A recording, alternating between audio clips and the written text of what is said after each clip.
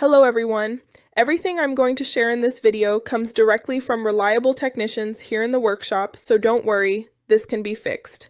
After reviewing hundreds of client comments, listening to their experiences, and talking with our workshop technicians, we're going to talk about air fryers that turn on but don't do anything. Some clients tell us, I turn on my fryer and nothing happens, as if it's off. In most of these cases, it's not a serious problem. It's usually a simple power issue, a loose plug, a blown fuse, or even the basket not being properly seated. A technician in the workshop told me, sometimes it's just that the machine doesn't detect the basket is in place, nothing more. So the first step is to check the connection and make sure the basket is correctly positioned before thinking about more complicated fixes. On the other hand, there are clients whose air fryer turns on but doesn't heat. It's very common to hear comments like, the fan spins, but I don't feel any heat at all. Here, the issue could be a damaged heating element or a faulty sensor, and it's not unusual for the temperature never to rise properly. In the workshop, we usually check the thermal sensor and heating element first, and in many cases, the real solution is to replace the faulty part. As we explain to clients, if the fan spins and you don't feel heat, you're not wasting time. Your fryer just needs a component replaced.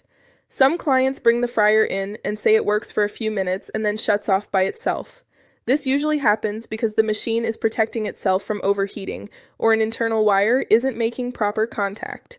Workshop technicians explain, that shutdown doesn't mean the fryer is broken, it just detected something that could damage the system.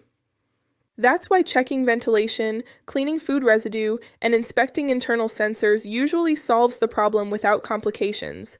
And if not, we can always check the control board to ensure everything is working as it should. In other cases, clients report that the screen stays blank or shows error codes. Phrases like, the E3 or E4 code appears and won't go away are very common. This usually indicates an internal communication error between the sensors and the electronic board. As technicians, we explain that these codes can mean several things, from a disconnected sensor to a minor software glitch. In the workshop, we always start by reconnecting wires, checking sensors, and if necessary, replacing the electronic board so the fryer works perfectly again. Finally, some clients mention that the fryer works intermittently. Some days it's fine, other days it won't even turn on. This is generally due to irregular power supply or a component starting to fail. In the workshop, we recommend checking the outlet and making sure the machine has enough space to ventilate properly. One technician even said, sometimes just a loose internal wire can make the fryer act strangely, and a simple adjustment fixes it. It's amazing how such small details can cause so many problems if they aren't checked in time.